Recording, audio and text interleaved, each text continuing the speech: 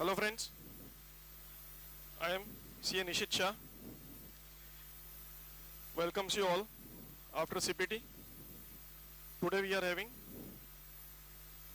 a lecture on paper number 3 of your IPCC, that is cost accounting and financial management. Now, the best way to understand that what do you mean by cost, मैं एक आपको journey पे लेके जाता हूँ. जब भी ऐसा कुछ समझना है ना, तो लेट्स से एक अच्छा पुलिस कौन होता है? जो चोर को समझ सकता है, जो who thinks like an angle of a thief, that is a good policeman. Okay, तो वैसा ही अगर हमको अच्छा चार्टर्ड अकाउंटेंट बनना है, अच्छा कॉस्ट अकाउंटेंट बनना है, then we'll have to think from an angle कि as if we are cost accountant, हम ही कंपनी के मालिक हैं, तो हम क्या करते. तो सब लोग अपना अपना कंपनी दिमाग में सेट कर लो, सब लोग अपना अपना एक पोजीशन बना लो कि मैं प्रोडक्शन मैनेजर हूं. Fine, and start visualising the things which I will explain you now. और ये एग्जांपल को आप एंड तक रखना अपने दिमाग में, बिकॉज यही एग्जांपल से आपके 70% क्वेरीज रिजॉल्व हो जाएंगे. क्लियर? कॉस्ट, नो डाउट आपको सीनियर्स लोग ने बोला होगा कि ये सबसे टफ सब्जेक्ट है, इसमें बहुत मैथमेटिक्स आता है, ये हमारे काम का नहीं है, ये हमसे नहीं हो पाएगा. But I guarantee you, guarantee और वारंटी में डिफरेंस क्या होता है अभी आपको पता है. सीपीटी क्लियर है, बराबर है.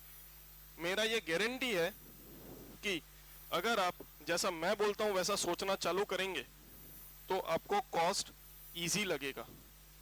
बराबर है. बस थोड़ा सा दिमाग को चलाना पड़ेगा, थोड़ा सा लॉजिकल सोचना पड़ेगा. Once you start thinking logically, expand your logic, once you start thinking logically, then everything would be easy. Fine, because ये आपका डे टू डे लाइफ के साथ कनेक्शन रहता ही है. चाहे फिर वो आप सुबह को न्यूज़पेपर परचेस करते हो या तो मॉल में जाके कोई क्लोथ्स परचेस करते हो, you know each and everything, you know each and every concept, but you don't know technically. You know as a layman, समझ रहे हो दोनों में difference? You know it as a layman but you don't know it technically. Clear? तो सिर्फ और सिर्फ logical सोचना है. अकाउंट से तो बहुत इजी है, बिलीव मी, अकाउंट से ये बहुत इजी है. अकाउंट्स में फिर भी सोचना पड़ता है कि ये एंट्री का इफेक्ट क्या आएगा. इसमें फॉर्मूला है, but all formulas are nothing but a logic, and day by day I will prove it. Fine, तो चलो हम एक एग्जांपल डिकोड करते हैं. इधर मैंने आपको पहले बताया कि एक फैक्ट्री एज्यूम करो, बराबर है. मेरा ये बेसिक एग्जांपल रहता है हर एक क्लास में, which is like, okay, I am not endorsing any brand, neither I have any connection with this brand. Fine, all examples are fiction, they relate to, rather they do not relate to any person living or dead, or I am not endorsing any brand. Statutory warning.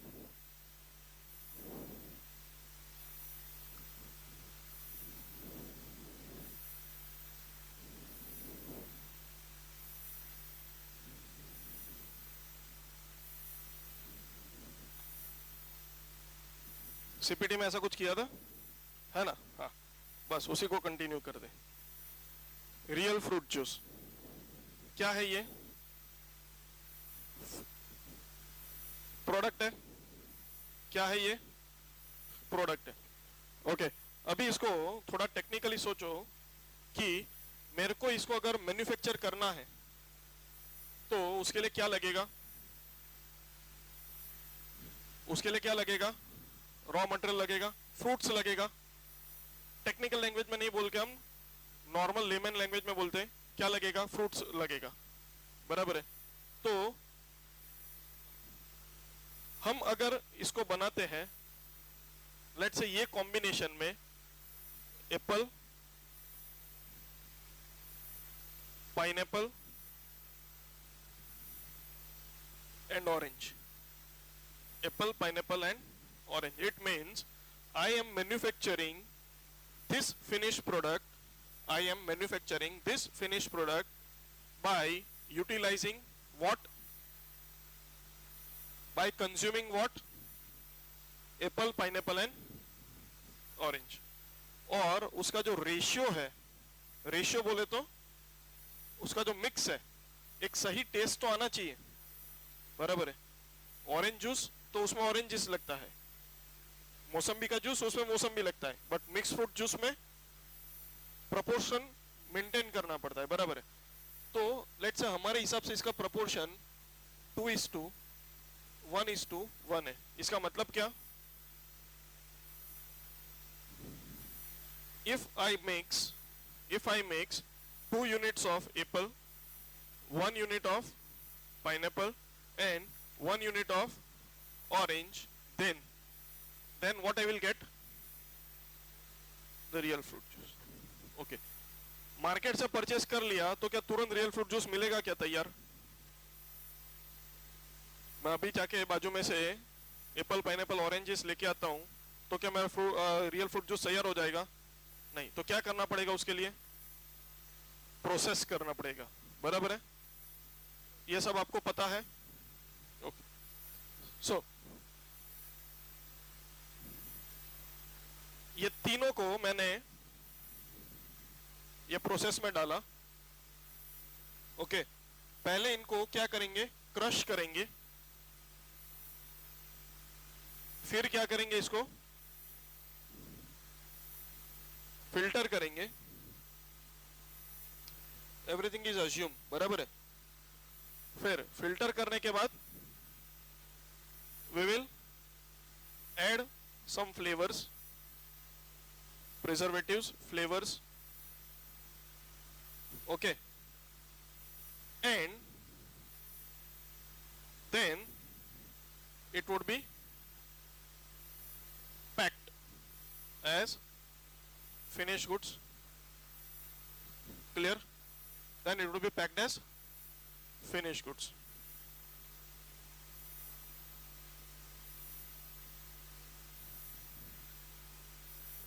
Now, if I am purchasing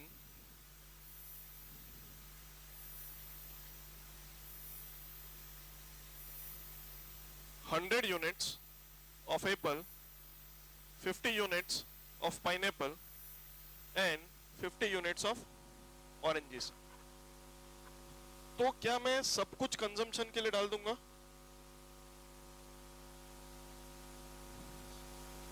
Yes or no? No. तो किस तरह से करेंगे? बोले मेरे को क्या जितना सेल करना है, मेरे को जितना सेल करना है उतना क्या करेंगे? कंज्यूम करेंगे। तो वो कौन तय करता है कि मेरे को कितना सेल करना है? वो डिमांड, वो मार्केटिंग टीम अपना तय करता है कि भाई इतना आपको सेल करना है। यस और no? Okay, so there would be some demand which will be decided or set. Clear? वो डिमांड से भी क्या होगा? लेट्स से अपने को ऐसा डिमांड आया कि भाई 70 यूनिट्स हमको सेल करना है। अभी ये डिमांड से क्या होगा?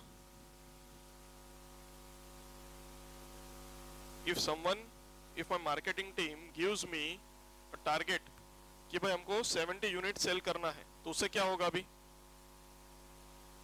मेरा दिमाग कहां पे चलेगा कि कितना प्रोडक्शन करना पड़ेगा। यस और नो? बराबर है कि नहीं? अभी 70 यूनिट्स का फिनिश गुड्स अगर सेल करना है और मेरा कंपनी का पॉलिसी ऐसा है ये भाई मिनिमम 20 यूनिट्स हमको स्टॉक में रखना है, ये क्या करना है? ये स्टॉक अकाउंट बनाते हैं। सेल कितना करना है? 70 यूनिट्स का मेरे को स्टॉक कितना रखने का है, क्लोजिंग स्टॉक मेरे को रखना है 20 यूनिट्स, ओके। और ओपनिंग स्टॉक कितना होगा, तो बोले कि 10 यूनिट्स का ओपनिंग स्टॉक होगा, बराबर है, जस्ट अज्यूम। तो अभी मेरे को प्रोडक्शन कितना करना पड़ेगा, how many units will I have to produce, 80 units, इतना तो सीखे थे आप सीपीटी में, यस और नो। 80 यूनिट्स का हमको क्या करना है, प्रोडक्शन करना है, ठीक है। अब ये जो 80 यूनिट्स का प्रोडक्शन है, ये जो 80 यूनिट्स का प्रोडक्शन है, उसको अभी रिवर्स कैलकुलेशन करेंगे तो क्या होगा,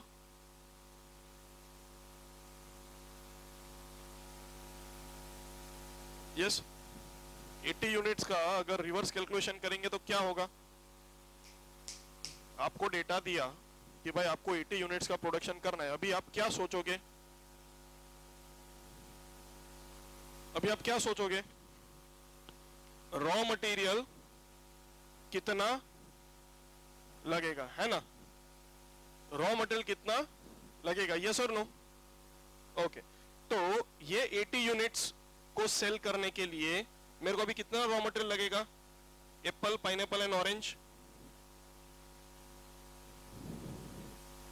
एक यूनिट को प्रोड्यूस करने के लिए कितना एप्पल चाहिए, 2, तो 80 एप्पल्स को प्रोड्यूस करने के लिए कितना चाहिए, 160 एप्पल चाहिए, यस और नो, हाँ,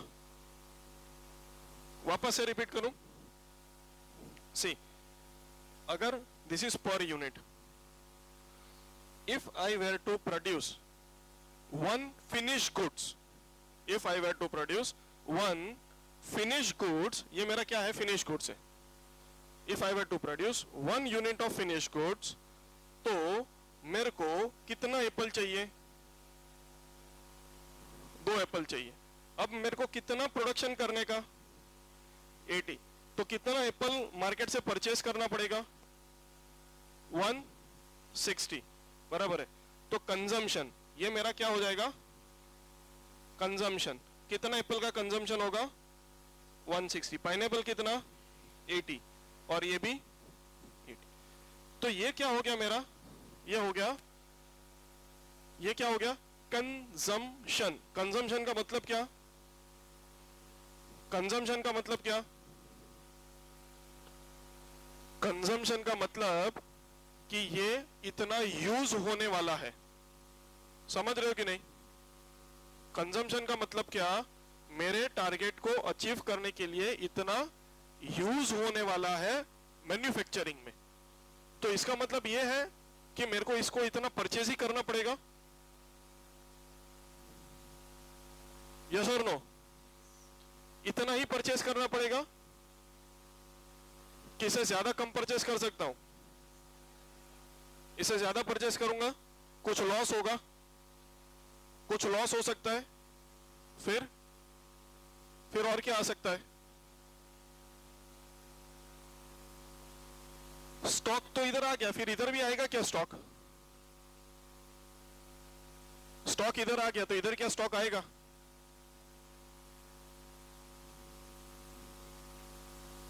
इधर स्टॉक आया तो इधर भी स्टॉक आएगा क्या, दोनों एक नहीं है, दोनों एक नहीं है क्या, नहीं है एक, यही चीज हमको समझना है, पूरे कॉस्टिंग में यही चीज समझना है कि रॉ मटेरियल कुछ और है, फिनिश गुड्स कुछ और है, रॉ मटेरियल को मिक्स करेंगे तो फिनिश गुड्स मिलेगा। इसीलिए हमेशा स्टॉक हमारा अभी के लिए अंडरस्टैंड करो 2 टाइप का होगा, किस किस का, एक रॉ मटेरियल का स्टॉक होगा और एक फिनिश गुड्स का स्टॉक होगा। फिनिश गुड्स बोले तो क्या, अपना तैयार प्रोडक्ट जिसको मार्केट में बेच सकते हैं, ठीक है।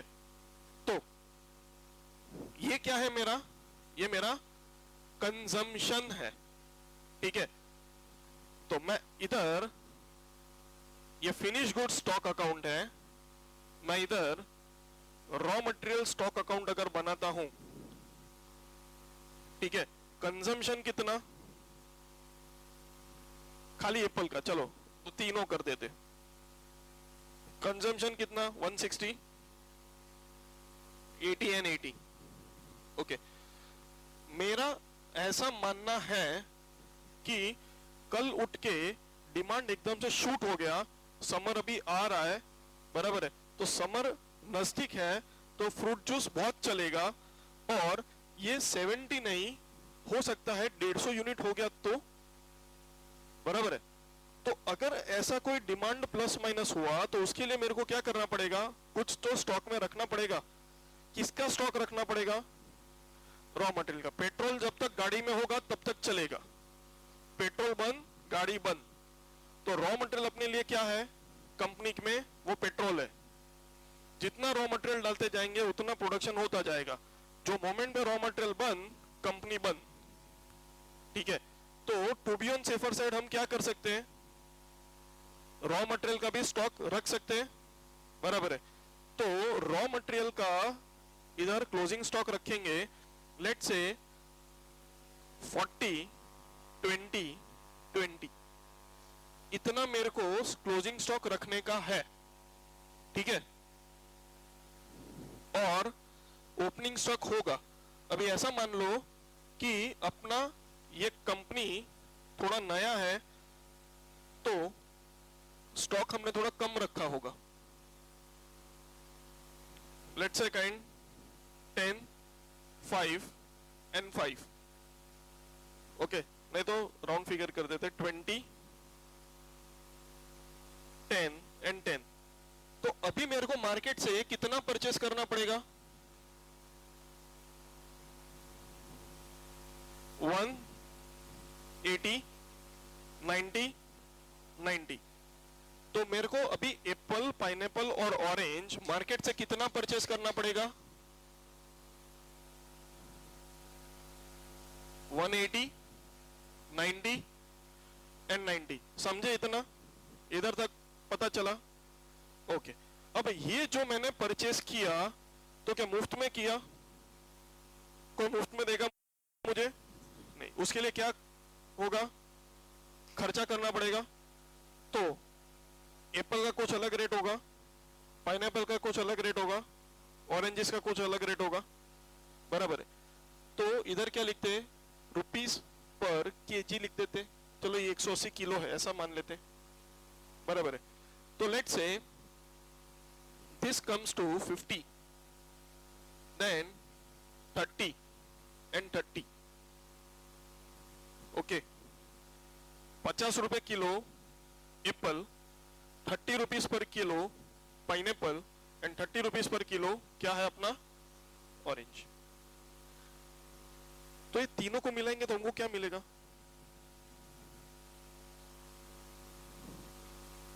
दिस प्लस दिस क्या होगा,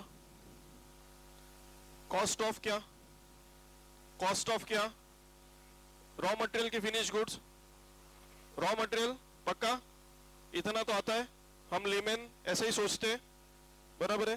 तो कितना आएगा, करो तो फटाफट मल्टीप्लाई, 270 270 540 540 और ये 360 होगा,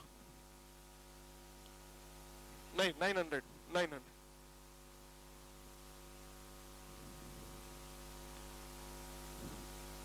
टोटल 14,000 14,400, ओके। अब ये क्या है मेरा 14,400,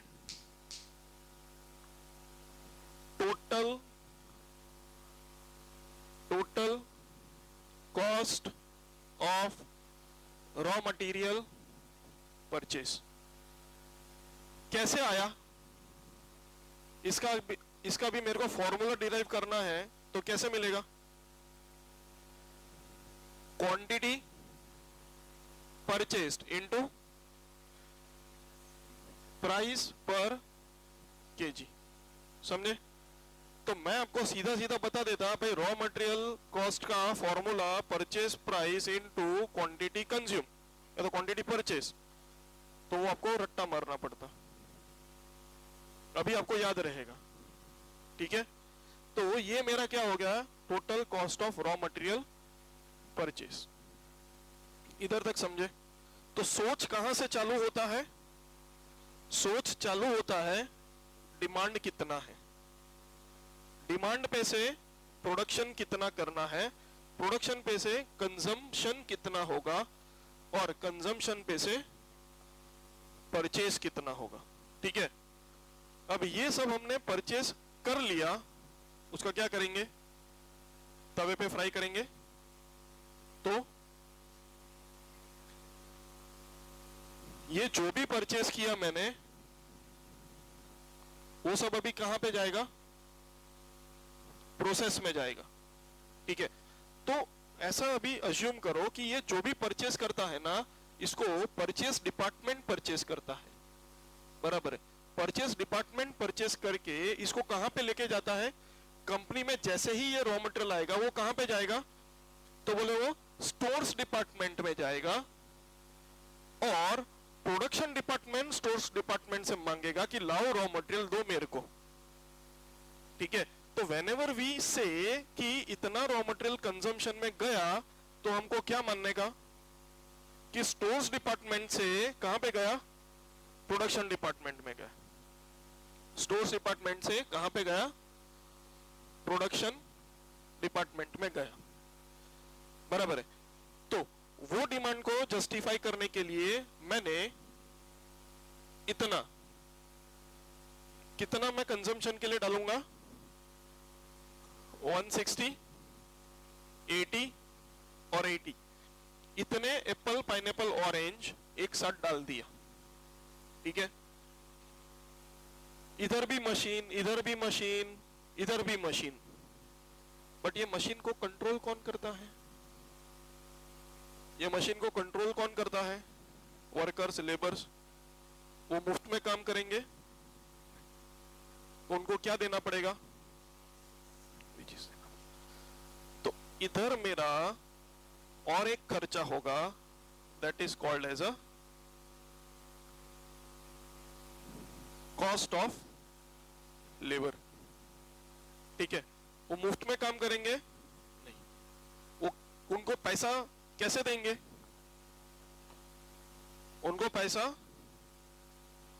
डेली बेस पे देंगे कि आर्ली बेस पे देंगे कि वीकली बेस पे देंगे, कैसे देंगे, इट डिपेंड्स। सब लोग अपना अपना हिसाब से वेजेस पे कर सकते हैं, बराबर है। Generally we keep it as N hours, बराबर है, generally we keep it as N hours. तो लेट्स से मैंने लेबरर्स को ये तय किया कि मैं आपको 200 रुपीज पर आवर दूंगा। कितना दूंगा, 200 रुपीज पर आवर दूंगा, और इसका 1 यूनिट प्रोड्यूस करने के लिए, रियल फ्रूट जूस का पूरा 1 यूनिट प्रोड्यूस करने के लिए मेरे को 10 आवर्स लगता है। कितना लगता है, 10 आवर्स लगता है। तो लेबर का टोटल कॉस्ट कितना होगा, सिंपल लॉजिक। सो 200 इंटू 10 आवर्स कितना हो जाएगा, 2000 रुपीज। तो लेबर कॉस्ट का फॉर्मूला क्या आएगा अपना, ये क्या है, rupees per hour, that is wage rate per hour into number of hours work. Simple है, फाइन।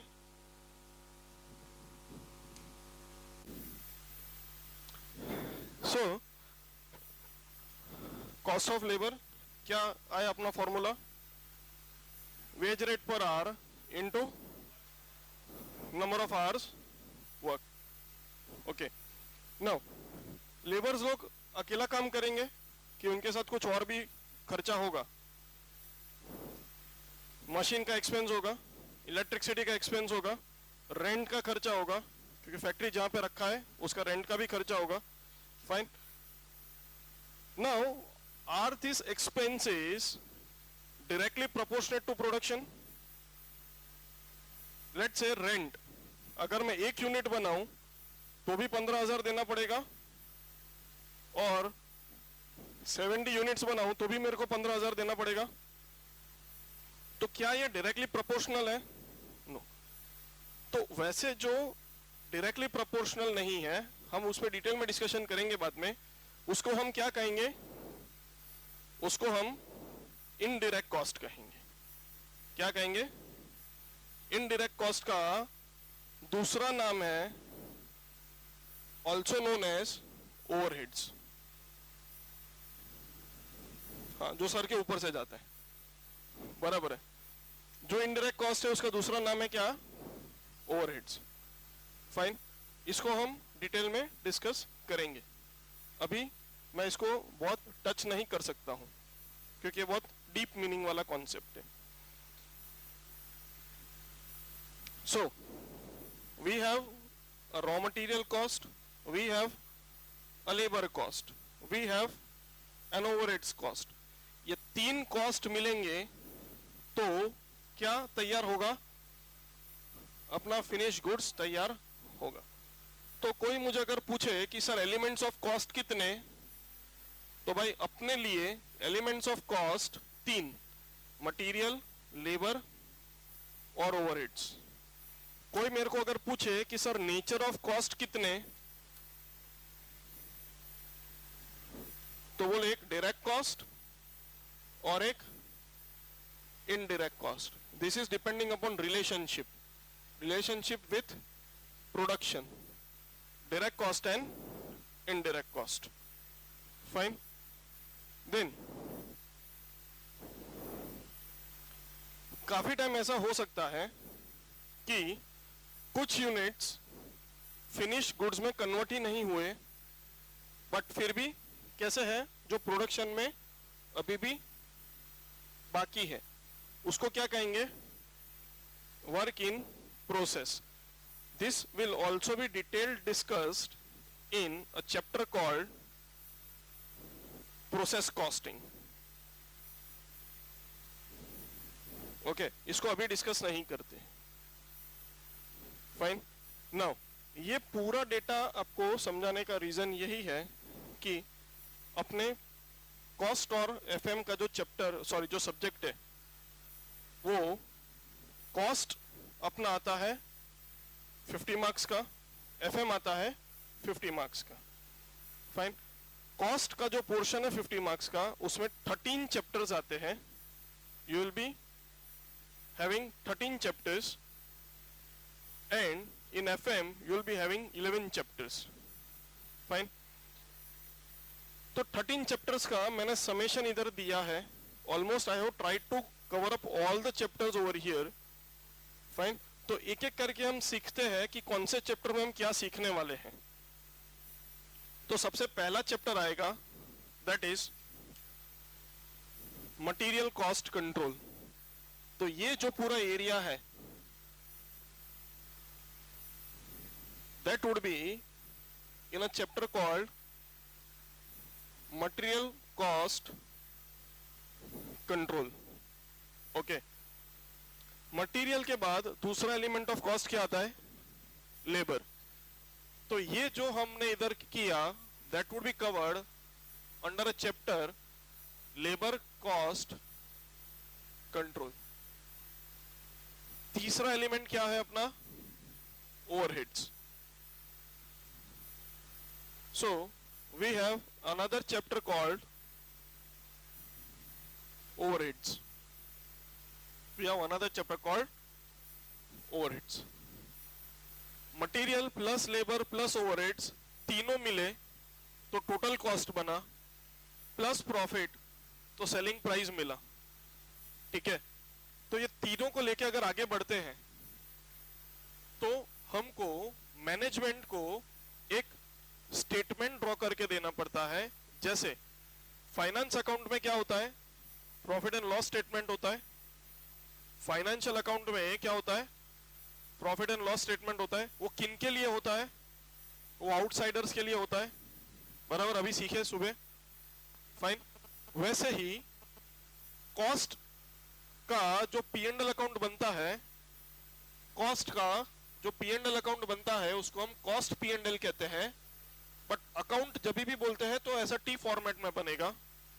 स्टेटमेंट का बात करें तो it would be in this format, this is my statement, fine. और ये जो मैं बनाऊंगा उसको मैं कहूंगा cost sheet. Cost sheet is nothing but which shows the elements of cost plus profit will give me a selling price। ठीक है, it is just a statement of cost कि ये प्रोडक्ट को तैयार करने के लिए मेरे को कितना खर्चा लगा, ये प्रोडक्ट को तैयार करने के लिए मेरे को टोटल कितना खर्चा लगा। So we have another chapter called cost sheet. तो ये एक हो गया, मैं कोई सीरीज में नहीं जा रहा हूं, मैं लॉजिकल ऑर्डर में जा रहा हूं। ये 3 हो गया, ये 4 हो गया, fine. Now there can be a situation whereby एक ही कंपनी में 2 अलग अलग डिपार्टमेंट हो सकता है, finance department and cost department. Finance department and cost department. Finance department बोलता है देख भाई, मैं चार्टर्ड अकाउंटेंट हूं, मेरे को ही पूरे दुनिया की अकाउंट्स का नॉलेज है, फाइन। तो मैं जो अकाउंट्स बनाऊंगा वो सबसे बेस्ट अकाउंट्स बनाऊंगा, ठीक है। तो वैसे करके फाइनेंस वाला बोलेगा कि भाई अकाउंट्स मैं ही बनाऊंगा। प्रोडक्शन डिपार्टमेंट वाला बोलता है कि भाई तू जो अकाउंट्स बनाएगा उसमें हमारा कुछ इतना काम नहीं है, अपना रोल हमको अदा करने दो। कॉस्ट डिपार्टमेंट वाला बोलता है कि कॉस्ट अकाउंट हम खुद बनाएंगे। तो फाइनेंस डिपार्टमेंट वाला बोलेगा भाई तू कैश कहां से लाएगा, कैश तो मेरे से लेना पड़ेगा, बराबर है, समझ रहे हो ना। तो फिर भी दोनों के ईगो को सेटिस्फाई करने के लिए कंपनी क्या बोल सकता है कि भाई देख तू अपना अकाउंट्स बना, तू अपना अकाउंट्स बना। एंड में क्या करेंगे, एंड में मर्ज करने का तो जरूरत ही नहीं है, क्योंकि फाइनेंस डिपार्टमेंट तो वैसे पूरे कंपनी का अकाउंट्स बना रहा है। बट एक बार क्या करना पड़ेगा, रिकॉन्साइल करना पड़ेगा। क्या करना पड़ेगा, रिकंसाइल। रिकंसाइल बोले तो क्या दोनों ने अकाउंट्स बराबर बनाए हैं, क्योंकि मैं तो डायरेक्टर बैठा भाई, दोनों के झगड़े में मेरा कंपनी का लॉस मैं क्यों सहन करूं, फाइन। तो what I will do, I will reconcile, that is called as a reconciliation of cost statement and financial statement. तो वैसे करके अपना चैप्टर नंबर 5 आएगा। एंड अगेन दोनों को ईगो को सेटिस्फाई करने के लिए हम ये दोनों के बीच में एक ब्रिज क्रिएट करेंगे। हम दोनों के बीच में एक ब्रिज क्रिएट करेंगे। अभी आपको शायद पता चले नहीं चले, being a first lecture today of cost, but सिर्फ इतना समझ लो कि दोनों अपने अपने हिसाब से अकाउंट्स मेंटेन करेंगे। तो कंपनी में 2 बुक अलग अलग बुक्स ऑफ अकाउंट्स मेंटेन होंगे, तो क्या उसको हम इंटेग्रिटी बोलते हैं। एक ही कंपनी में अगर 2 अलग अलग ग्रुप बन जाए तो क्या उसको हम इंटेग्रल ग्रुप बोलेंगे, तो क्या बोलेंगे उसको, नॉन इंटेग्रल ग्रुप बोलेंगे। नहीं समझे कि समझे, सी एक ही घर में 2 भाई आमने सामने हो जाए तो क्या यूनिटी है, नहीं है, तो उसको इंटेग्रिटी बोलेंगे नहीं, तो उसको क्या बोलेंगे, नॉन इंटेग्रिटी बोलेंगे, बराबर है। अब फिर कोई बड़ा बीच में आके दोनों को समझाए और सुलह करे तो उसको क्या बोलेंगे, इंटेग्रिटी बोलेंगे। तो वैसे ही अकाउंट्स का भी यही फंडा है कि जब दोनों अपना अपना अकाउंट्स अलग बनाएंगे तो उसको क्या बोलेंगे, नॉन इंटीग्रेटेड अकाउंट्स। एंड दोनों अगर मिल जाएंगे तो क्या बोलेंगे उसको, इंटीग्रेटेड अकाउंट्स। तो ये अपना चैप्टर नंबर 6 है, integrated and non integrated books of accounts. Clear? Fine. Then अभी ये जो चैप्टर हमने देखे 6 चैप्टर्स, वो ऐसे ग्रुप ऑफ चैप्टर्स है जो आपके कॉस्टिंग का बेसिक्स क्लियर करेंगे, जो आपके कॉस्टिंग का बेसिक्स क्लियर करेंगे। फिर अलग अलग इंडस्ट्री वाइज अलग अलग रिक्वायरमेंट होता है। सारी इंडस्ट्री में ये फॉर्मूला नहीं चलता है। क्या? Raw material plus labour plus overheads is equal to total cost plus profit is equal to selling price. For example अपना चार्टर्ड अकाउंटेंट का ही ऑफिस ले लो, डॉक्टर का ऑफिस ले लो। डॉक्टर में रॉ मटेरियल क्या आएगा भाई? हाँ, पेशेंट। अपना सीए का ऑफिस ले लो, क्या रॉ मटेरियल आएगा अपने लिए? कुछ प्रोसेस होगा क्या? कुछ नहीं होगा, बराबर। तो अपना क्या इंडस्ट्री है? अपना सर्विस सेक्टर इंडस्ट्री है। ये हमने डिस्कस किस लिए किया? ये हमने मैन्युफैक्चरिंग इंडस्ट्री के लिए डिस्कस किया, बराबर है। तो उसमें ये लॉजिक लगता है, अपनी इंडस्ट्री में वो लॉजिक नहीं लगता है, ठीक है। तो अपने लिए कोई और मेथड ऑफ कॉस्टिंग है। अपने लिए truck operators, tour operators, transporters, बराबर है। क्या होटल इंडस्ट्री, क्या इन लोग के लिए सब कुछ रॉ मटेरियल आता है क्या? नहीं आता है। फाइन। तो वो सब में एक अलग कॉस्टिंग, एक अलग मेथड अप्लाई होता है। फाइन। ये सबको हम कहेंगे, ये जो पूरा है जो भी मैंने आपको समझाया, उसको मैं कहूंगा कॉस्ट शीट, या तो मैं इसका दूसरा नाम ले लूं एब्जॉर्प्शन कॉस्टिंग। इसका दूसरा नाम क्या है? Absorption costing. Absorption costing. इसका तीसरा नाम है ट्रेडिशनल कॉस्टिंग। इसका तीसरा नाम है ट्रेडिशनल कॉस्टिंग। कॉस्टिंग बोले तो क्या? A method to determine selling price per unit. Fine. अब जैसे जैसे इंडस्ट्री अपना चेंज होता है, अपना रवैया चेंज होता है, अपना मेथडोलॉजी चेंज होता है, तो वो इंडस्ट्री के लिए हमको अलग से सेलिंग प्राइस पर यूनिट कैसे डिफाइन किया जाए वो सीखना है। तो उसके लिए अपने पास चैप्टर्स आएंगे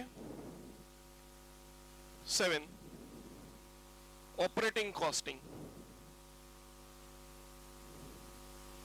ऑपरेटिंग कॉस्टिंग बोलो, जॉब कॉस्टिंग बोलो, बैच कॉस्टिंग बोलो, सब इसमें आएगा। Fine. That is chapter number 7, ठीक है। फिर आता है कोई कोई इंडस्ट्री ऐसा होगा जिसमें बहुत सारे प्रोसेस इन्वॉल्व होंगे। कोई कोई इंडस्ट्री ऐसा होगा, रॉ मटेरियल डाला, फिनिश गुड्स तुरंत ही बाहर निकला, बराबर है।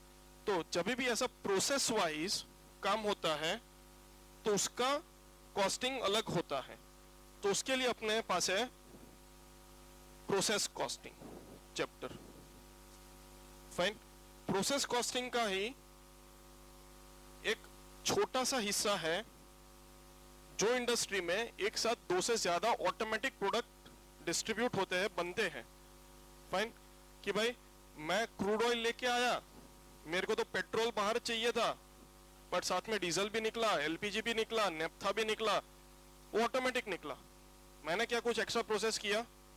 9th स्टैंडर्ड साइंस का वो फर्नेस वाला आपका डायग्राम। फाइन। मैंने और कुछ मेहनत किया? नहीं किया। तो भाई जब ऐसा कुछ होता है तो उसका कॉस्टिंग कैसे रख सकते हैं? तो उसके लिए अपने पास चैप्टर है joint product, by product. Joint product, by product, okay. फिर ये एब्जॉर्प्शन कॉस्टिंग है, वो थोड़ा पुराने सोच वाला कॉस्टिंग है। अब एक नया एक एरिया है, नया डायमेंशन है, वही कॉस्टिंग में, वही सोच में डिफरेंस क्या है वो जब हम चैप्टर सीखेंगे तो बताऊंगा। That is nothing but 10th marginal costing.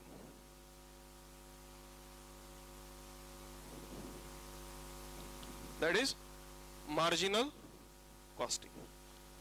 और जहां से हमने आज का लेक्चर शुरू किया वो क्या देख के शुरू किया? डिमांड। क्या ये एक्चुअल फिगर्स है? ये क्या अपना एक्सपेक्टेशन है, एस्टिमेशन है? तो बजट बोल सकता हूं मैं इसको, ये अपना बजट है, बराबर है। तो ये जो है अपना, that is chapter number 11, budgetary control. Budgetary control 13 chapter है, 2 और। कंस्ट्रक्शन इंडस्ट्री, क्या उसमें कभी raw material WIP finish goods होता है?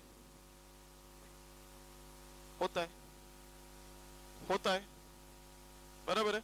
बट क्या वो एक महीने में प्रोसेस होता है? क्या एक फाइनेंशियल ईयर में प्रोसेस होता है? नहीं। एक बिल्डिंग को कंस्ट्रक्ट करने में हो सकता है 1 से ज्यादा साल लग जाए, 2-3 साल लग जाए। तो क्या मैं अपना बैलेंस शीट 2-3 साल के बाद बनाऊंगा? नहीं। तो उसके लिए हमको एक दूसरा मेथड की जरूरत है। फाइन, वो हम सीखेंगे चैप्टर नंबर 12, कॉन्ट्रैक्ट कॉस्टिंग में,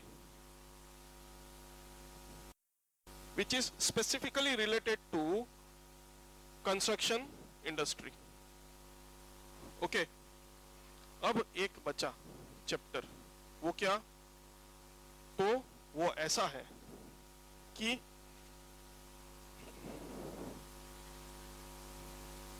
a kind of postmortem job. Postmortem बोले तो क्या?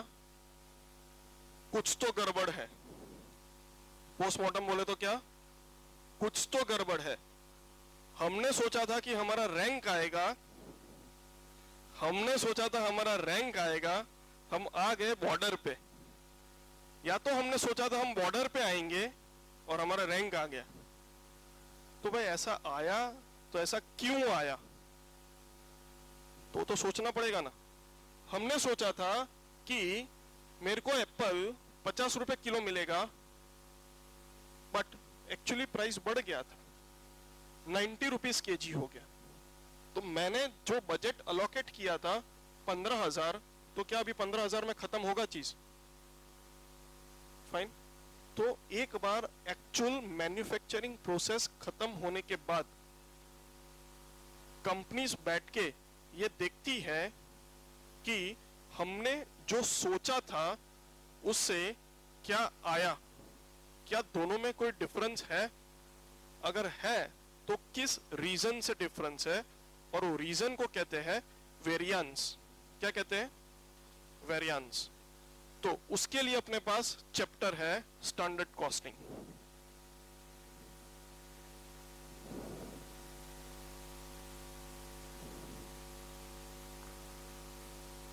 फाइन। तो ऐसे करके अपने कॉस्टिंग में 13 चैप्टर्स है। फाइन। बेसिक टर्मिनोलॉजीज सारे 13 चैप्टर्स में यही रहेगा। रॉ मटेरियल आएगा, प्रोडक्शन आएगा और फिनिश गुड्स आएगा, लेबर, ओवरहेड्स, रॉ मटेरियल। तो जितना ज्यादा हो सकता है ये टर्मिनोलॉजीज के बारे में आप अपनी सोच डेवलप कर लो, ताकि ऐसा कुछ भी पढ़ने में आता है then your mind should immediately click, हाँ ये इधर है, हाँ ये इधर है। बिकॉज स्टूडेंट्स को ये टफ इसीलिए लगता है क्योंकि उन लोग वो एंगल से सोच नहीं पाते हैं जो एंगल से इंस्टीट्यूट उनको कंपेल करता है। जब भी एग्जाम खत्म होता है उसके बाद एक कॉमन कमेंट क्या होता है पता है एग्जामिनर का? That students have failed to understand the question. Students have what? Fail to understand the question. Understand the question का मतलब क्या? एग्जामिनर ने पूछा क्या था और आप क्या लिख के आ गए। अभी इसका प्रूफ जो है ना, मैं हर टाइम मैं आपको बताते जाऊंगा। देखो यही आपका गलती है, यही आपका गलती है। फाइन। जो मैंने आपको स्टार्टिंग में समझा था, मेरा पढ़ाने का तरीका ऐसा है कि मैं सबसे पहले 10 मिनट आपको दूंगा, पूरा कॉन्सेप्ट समझा दूंगा, उसके बाद मैं 10 मिनट आपको दूंगा, सम को सॉल्व करो, फिर हम बोर्ड पे सॉल्व करेंगे और फिर हम आपकी गलतियों को आइडेंटिफाई करेंगे। फाइन। तो this is where our learning process starts. Learning किसको कहते हैं? अपनी गलतियों को सुधारने को लर्निंग कहते हैं। वरना मैं अगर आता हूं बोर्ड पे पढ़ा के चला जाता हूं, उसको क्या कहते हैं? उसको टीचिंग कहते हैं। Fine. So there is a difference between learning and teaching, and I want you to make you learn and not take the teaching. Clear? Fine. Now moving forward to few other concepts, we have few time. ये लिखने का जरूरत नहीं है ना? Fine. अगर चाहिए तो फिर मैं आपको बाद में बता देता हूँ।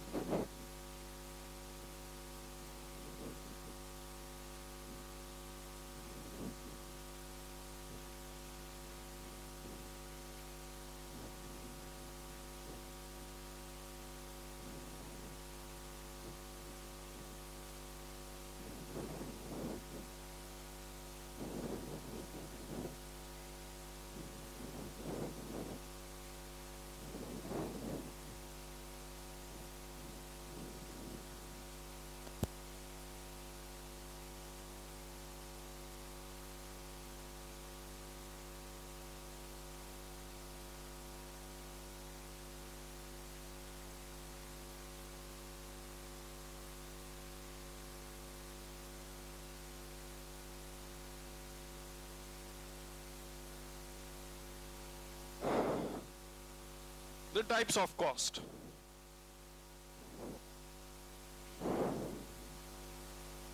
Basically, the cost can be classified into two. What are they? Direct cost and indirect cost. Okay.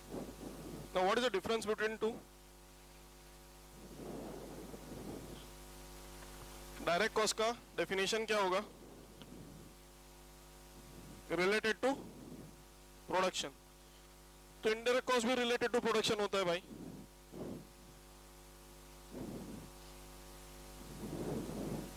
So direct is directly related, indirect is indirectly related. हाँ, तो इनडायरेक्ट नहीं होगा। हाँ,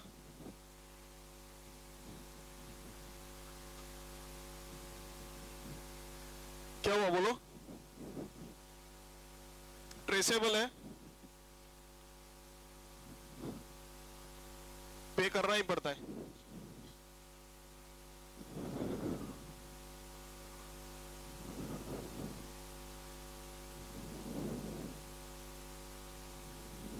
वही अपना रियल फ्रूट जूस, बराबर है। लेट्स अभी एप्पल जूस बना रहे, फाइन। तो 5 एप्पल्स को अगर मैं मिक्स करता हूं, एक एप्पल 10 रुपीज का, तो कितना खर्चा होगा? 5 एप्पल से हमारे क्या बन रहा है? एक एप्पल जूस तैयार हो रहा है, 1 फिनिश गुड्स तैयार हो रहा है। Okay, now if I want to manufacture 10 units of apple juice, then तो ये कितना जाएगा? अभी 50 जाएगा पक्का। ये तो 10 ही रहेगा। ये कितना हो जाएगा? If I want to go for 1000, then 5000।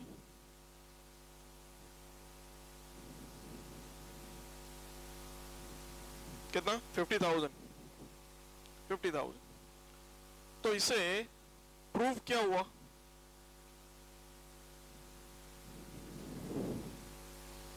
जितना मेरा प्रोडक्शन इंक्रीज होता है, जो जीपी में, जो ज्योमेट्रिक प्रोग्रेशन में मेरा प्रोडक्शन इंक्रीज होता है, वही जीपी में क्या होता है? कॉस्ट भी इंक्रीज होता है। So it is what?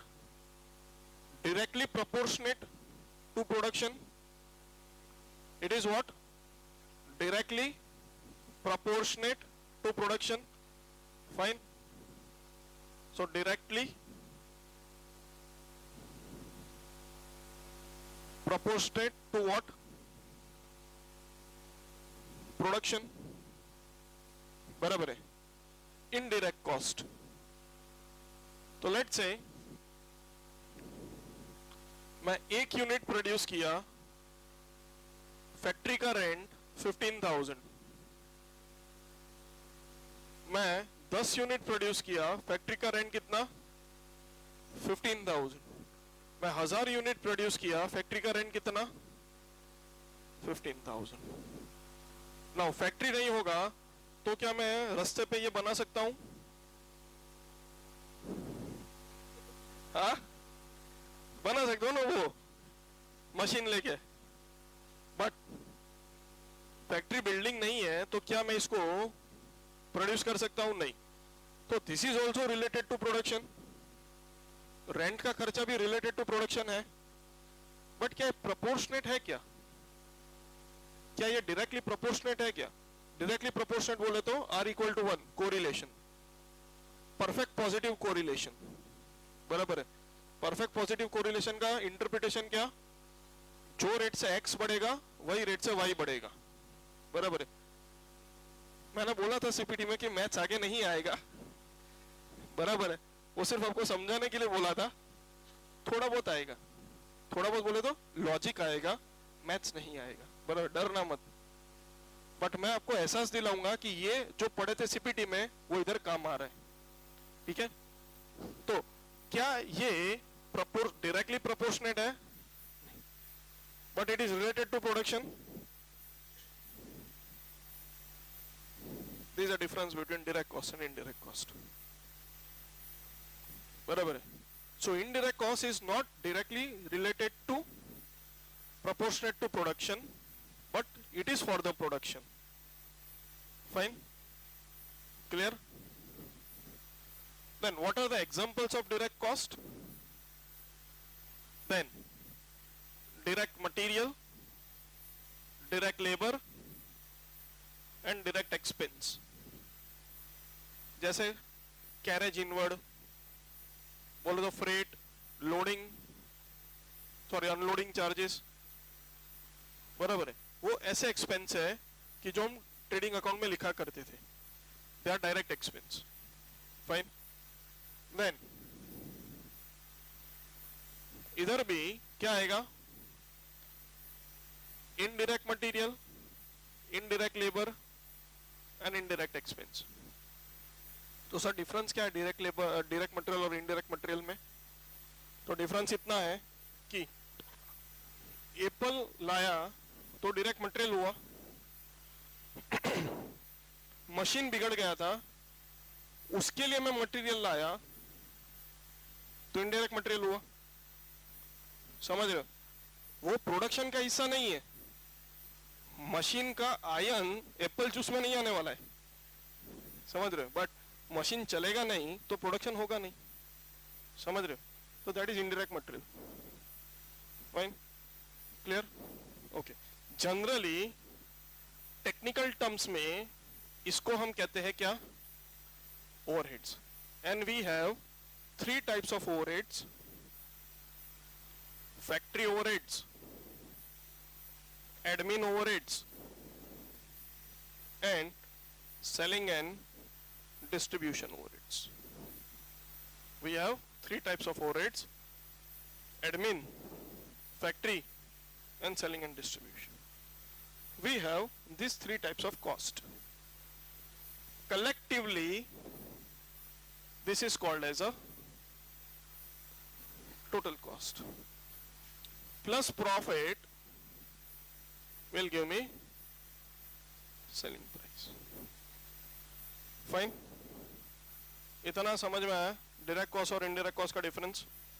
फिर और एक टाइप से भी कॉस्ट को कैटेगराइज किया जाता है, that is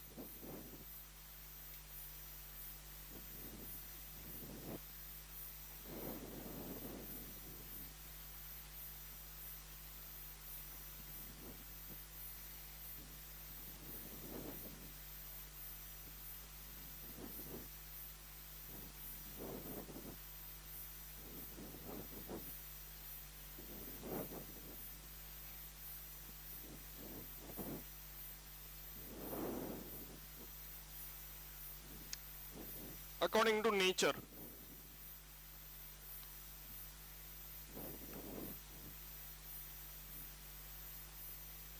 Variable cost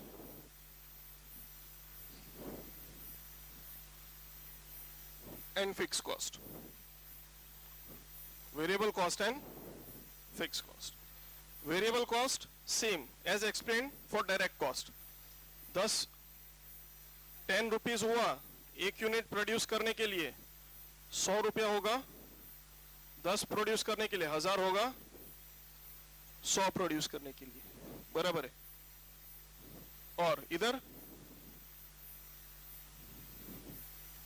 1000 rupees हुआ एक यूनिट के लिए, 1000 रुपीज हुआ 10 यूनिट के लिए, 1000 रुपीज हुआ 10,000 यूनिट्स के लिए.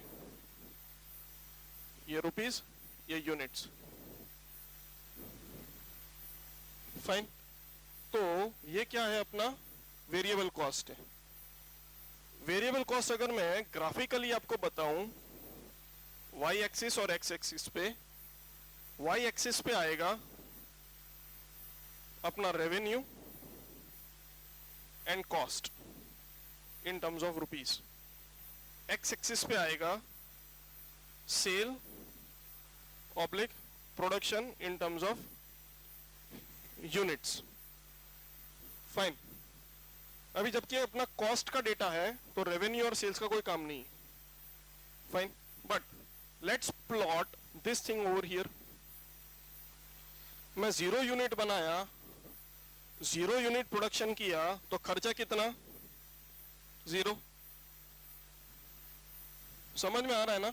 Eight any point of time if you fail then do raise your queries instantly. मैं 10 यूनिट बनाया, 10 यूनिट्स प्रोड्यूस किया तो मेरा खर्चा कितना? 100 रुपए का. ओके. 1000 यूनिट बनाया तो खर्चा कितना? सॉरी 100 यूनिट बनाया तो खर्चा कितना? 1000. फाइन. तो जितना यूनिट्स बनता जाएगा उतना एक्सपेंस बढ़ता जाएगा. तो मेरा ये ग्राफ कैसा होगा? ये मेरा ग्राफ ऐसा होगा. yes or no? Clear? So this is what a graph of variable cost. R is equal to +1. जो रेट से प्रोडक्शन होगा वही रेट से कॉस्ट भी इंक्रीज होगा. Any doubts in understanding this? Clear? Fix cost पे आते हैं. सेम एक्स और वाई. 0 यूनिट बनाया तो खर्चा कितना होगा? 1000. ये रूम को मैंने रेंट पे लिया, इधर एक भी बच्चे को नहीं पढ़ाता हूं तो भी कितना खर्चा होगा? 1000 रुपीज का रेंट तो देना ही पड़ेगा. मैं इधर एक बच्चे को पढ़ाऊं तो भी 1000. मैं पूरा फुल स्ट्रेंथ पे पढ़ाता हूं तो भी 1000. फाइन. तो 0 यूनिट्स प्रोड्यूस्ड 1000 खर्चा, 10 यूनिट प्रोड्यूस 1000 खर्चा, 100 यूनिट प्रोड्यूस 1000 खर्चा, n यूनिट प्रोड्यूस 1000 खर्चा. तो ये मेरा कैसा है? ये मेरा फिक्स्ड कॉस्ट है. ये कैसा है? फिक्स्ड कॉस्ट है. It will remain constant irrespective of production. Then we have one more type of cost, fine, जो ऐसा है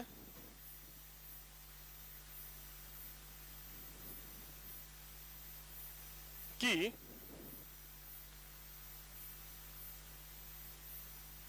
अगर आप 10 यूनिट्स प्रोड्यूस करेंगे, देन द कॉस्ट इज 1000.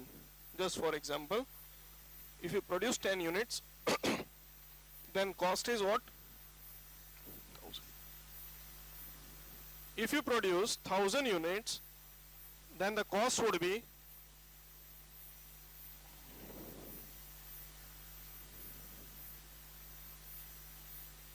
10,000.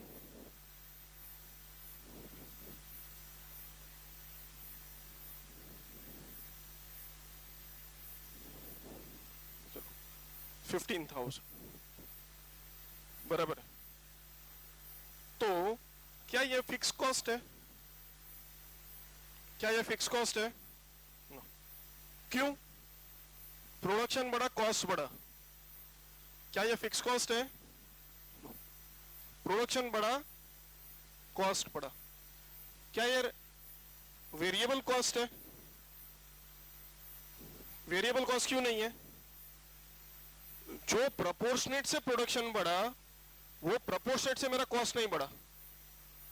समझ रहे? Let's say you are going to Imagica, fine, ऐसा खुशी आ गया, बराबर है. तो इमेजिका में लेट्स से कॉलेज स्टूडेंट्स के लिए ऐसा स्कीम चल रहा है कि भाई आप 50 स्टूडेंट तक आओ तो अपना फीस 2000, मुझे पता नहीं कितना है, but let's say 2000, fine. But आप एक स्टूडेंट को भी एक्स्ट्रा लेके आते हो तो आपको डिस्काउंट मिल सकता है, या तो एडिशनल पे करना पड़ेगा, but it would not at that rate which we would have assumed. Fine. कैसा? 0 to 50 स्टूडेंट्स के लिए कितना खर्चा? 2000 पर स्टूडेंट. फाइन. तो लेट्स से कितना हो जाएगा? 10,000 हो जाएगा, है ना?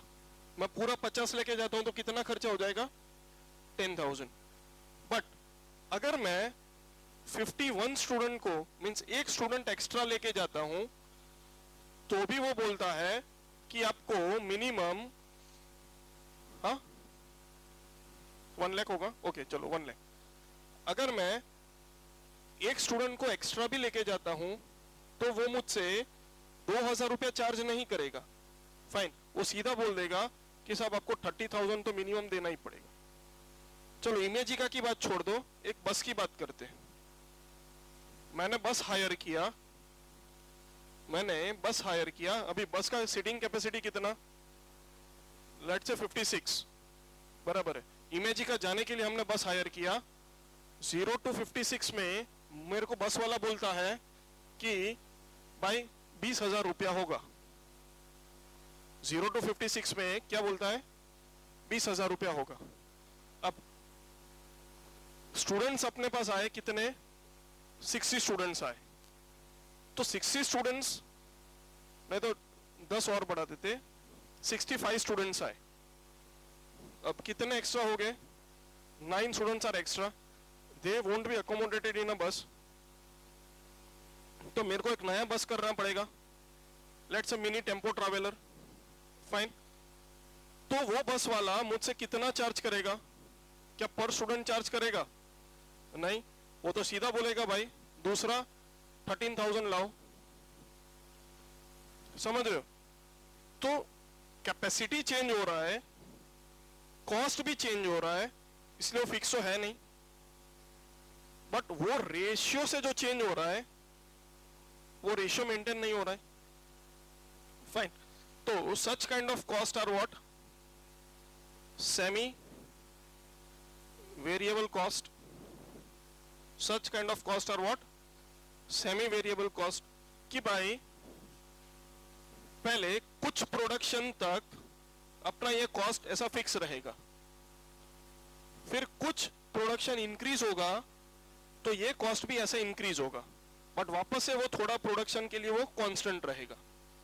फाइन, तो ऐसा कांस्टेंट रहेगा, ऐसा कांस्टेंट रहेगा, ऐसा कांस्टेंट रहेगा। ओके, तो this is what a nature of semi variable cost.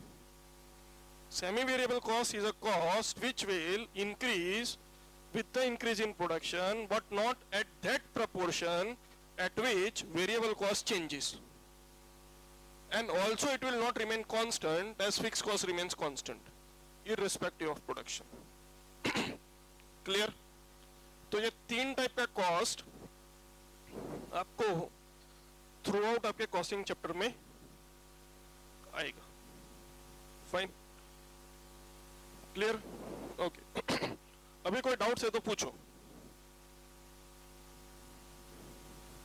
अभी तक जो डिस्कस किया उसके रिलेटेड कुछ डाउट्स है तो बोलो।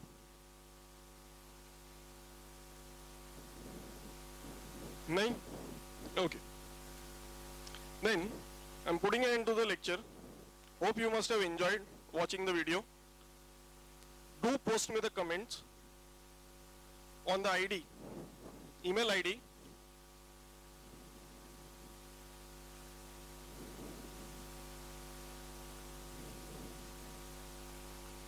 or you can call me on a number